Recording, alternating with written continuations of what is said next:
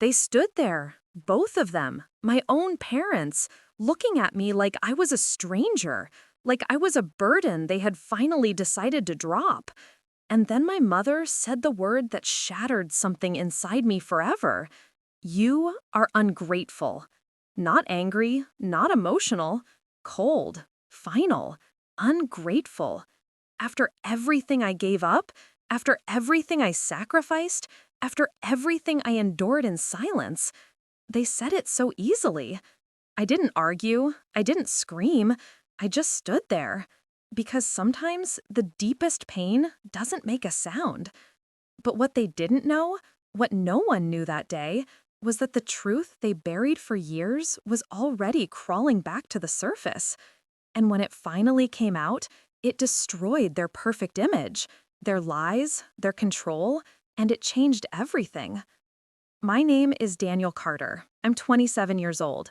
And for most of my life, I believed I was the problem.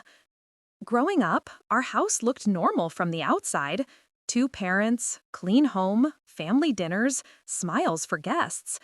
But behind closed doors, there was always a difference.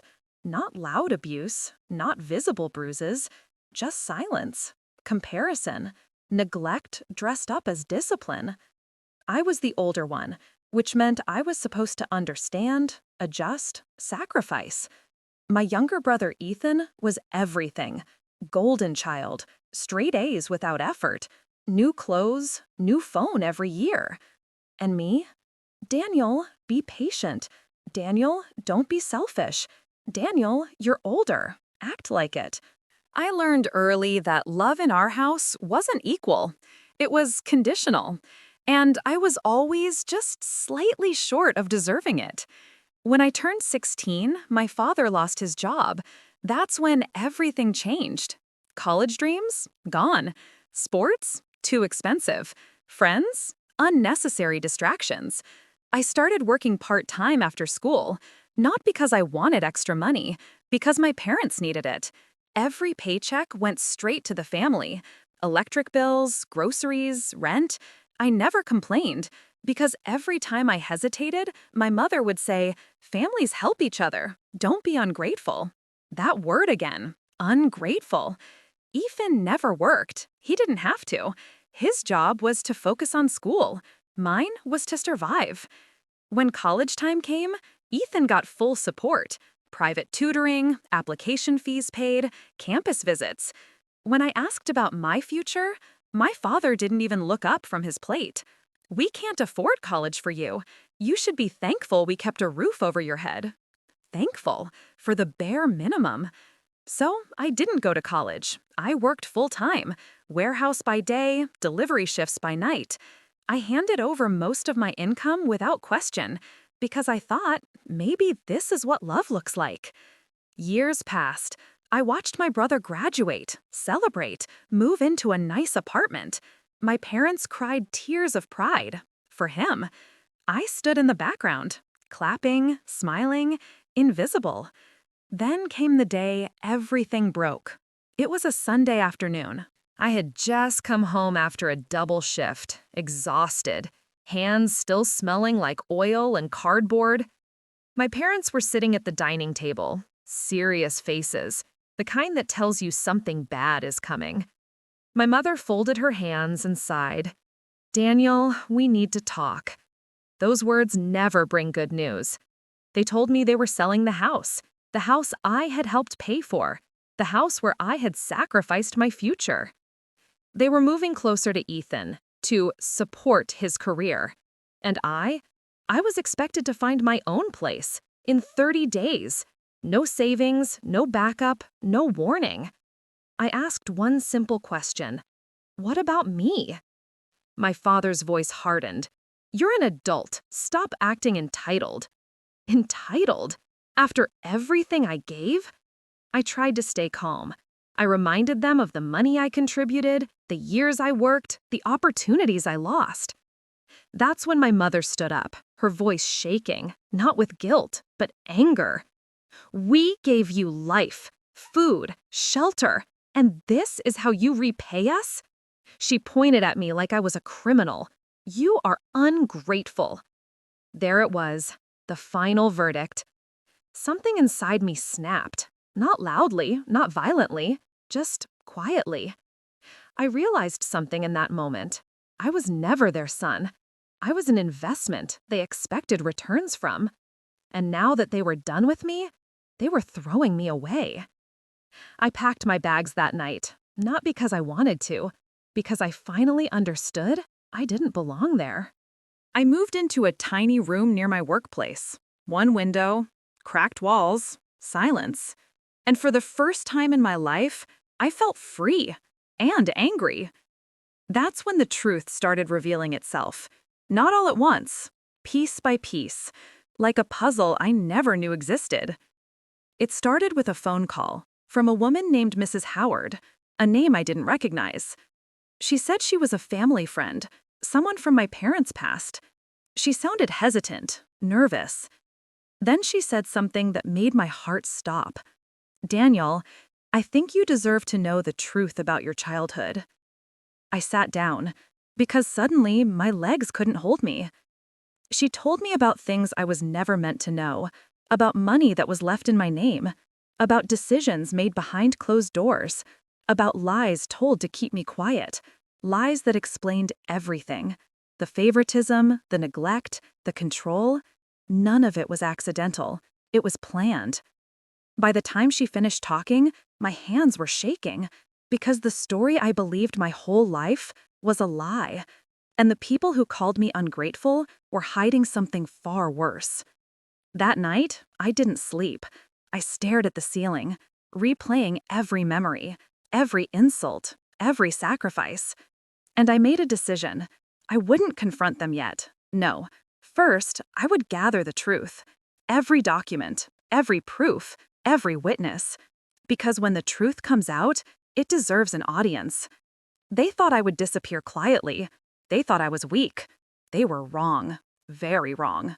Because the son they underestimated was about to expose everything, and this time, they wouldn't be able to call me ungrateful.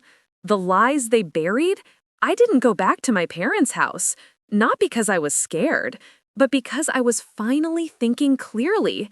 For the first time in my life, I wasn't trying to please them. I was trying to understand them.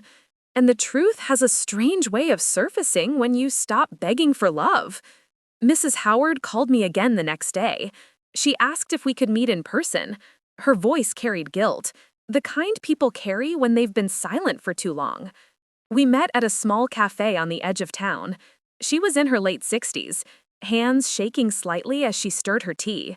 She looked at me the way strangers look at someone they've wronged without ever touching them. "Daniel," she said softly, "I should have spoken years ago." She told me she worked with my grandfather, my mother's father, a man I barely remembered. He died when I was 12. Back then, my parents told me he left nothing behind. No will, they said, no savings, nothing worth fighting over. It sounded believable. I was a kid. Why would I question my parents? Mrs. Howard leaned forward. That wasn't true. My heart started pounding. She pulled a worn folder from her bag. Yellowed papers, legal stamps, my name printed in black ink, clear, undeniable. My grandfather had left money, a lot of it, and most of it was meant for me. I couldn't breathe. I stared at the documents. My name, my date of birth, my signature, forged. Mrs. Howard explained everything. My grandfather knew my parents favored Ethan. He saw how early they pushed responsibility onto me. So he created a trust fund, specifically for my education, my future, my independence. But the trust had conditions. It would only be accessible when I turned 18, and only if the funds were used for me. College, housing, career support, not family expenses, not my brother, not my parents. So what did they do? They lied, they delayed, they manipulated. They told everyone the trust didn't exist. Then quietly, they found a way around it. My parents filed paperwork claiming I was financially dependent and unfit to manage funds. They used their authority as guardians. They drained the trust over years, slowly, carefully, and spent it on Ethan. Tuition, apartment, car, connections. Every advantage he had was bought with money meant for me. I felt sick. Every overtime shift, every night I slept hungry. Every time they called me ungrateful, they were stealing from me and smiling while doing it. Why didn't anyone stop them? I asked. Mrs. Howard looked down. Because they trusted your parents, and because you never complained. That hurt more than the theft. My silence had made them bold. I walked out of that cafe with a fire in my chest. Not rage, clarity. Everything suddenly made sense. Why they never wanted me independent. Why college was too expensive for me. Why they kept me working. Exhausted, obedient. They needed me dependent, quiet, controlled. That night, I requested official records, trust statements, bank transactions, legal filings, and one by one, the evidence piled up. Withdrawals timed perfectly with Ethan's milestones. My birthday, money gone. Ethan's acceptance letter, another withdrawal. They didn't even hide it well. They never thought I'd look. Then came the final piece, a message from Ethan himself. He texted me casually. Hey bro, parents said you moved out. Everything okay? No concern, no guilt, just curiosity. I stared at the screen for a long time. Then I replied, did you know about the trust fund? 3 dots appeared, disappeared, appeared again. Finally, he replied, what trust fund? Liar. I decided to test him. I mentioned my grandfather's name. His response came instantly. Oh, that? Dad said it was nothing, just old paperwork. Too fast, too rehearsed. He knew. Maybe not everything, but enough. That's when I realized something terrifying. Ethan wasn't just the favorite, he was complicit.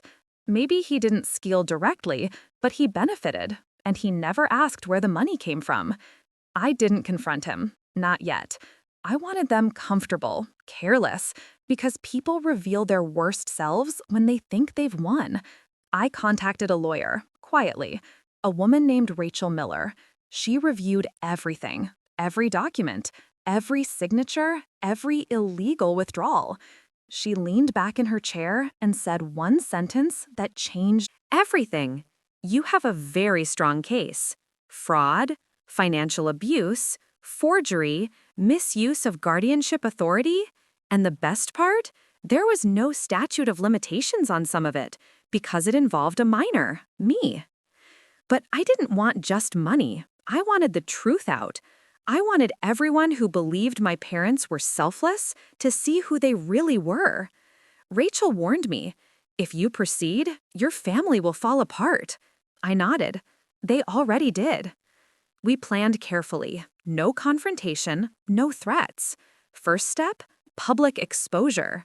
Not social media drama, not shouting matches, legal notices, formal letters, court filings, sent to the right people at the right time. Meanwhile, my parents were busy posting online. Pictures with Ethan, proud parents, blessed family, comments full of praise. I watched silently because I knew something they didn't. Their perfect image was about to crack. The first notice arrived at their new house, a legal envelope, my name on it, not as a son, as a plaintiff. My mother called me immediately, screaming, crying, confused. How could you do this to us? She yelled. I listened calmly and said nothing, because for once, they were afraid, and I was finally in control.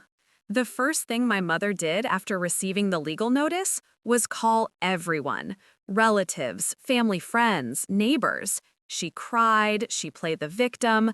My own son is trying to destroy us, she said. He's being manipulated. He's always been ungrateful. That word again, but this time it didn't land the same, because lies sound different when the truth is already moving. I stayed silent. No posts, no replies, no explanations. Silence is terrifying to people who know they're guilty.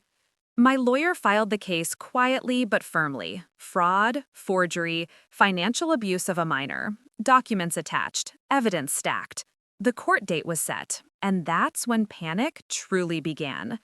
My father showed up at my workplace, unannounced, uninvited. He looked smaller than I remembered, older, angrier, desperate. "You think you're smart?" he hissed. "You'll regret this." I looked him in the eye, calm, the calm he never gave me. "I already regretted trusting you," I said. He slapped the table. People stared. For the first time, his anger had witnesses. That same evening, Ethan called. Not texted, called. I let it ring, then answered. His voice wasn't confident anymore. "Bro, we need to talk." There it was. Not apology, damage control. He admitted pieces, never everything. He knew about some money. He thought it was family funds. He never asked questions. Convenient ignorance. The privilege of the favorite child. "I didn't know it was yours," he said. I closed my eyes. "It was always mine." I replied. Silence. The next day, something unexpected happened. Mrs. Howard testified. Publicly. She submitted a sworn statement detailing everything. Meetings, documents, warnings she gave my parents. They ignored her because they thought I'd never fight back. Then more voices came forward. An old accountant, a former family friend, a bank officer. Each one added a piece. Each one cracked the image. The perfect parents narrative began to crumble. Relatives started calling me. Quietly, apologetically. "We didn't know," they said. Of course they didn't. They were only told one side, the louder one. My parents tried to settle, offered money. Not all, just enough to shut me up. I refused. I didn't want hush money. I wanted accountability. The confrontation happened at a family gathering. Unplanned, explosive. My mother lost control. She screamed, accused, blamed. And then she slipped. She admitted it, in front of everyone. "We did what we had to do for the family." Silence. That sentence hung in the air like smoke. Everyone heard it. Everyone understood it. The truth didn't need explaining anymore. Ethan walked out, couldn't face the room. For the first time in his life, he wasn't protected. That night, my mother posted online, a long post, defensive, emotional, but people noticed something. She never denied the trust fund. She never denied the money.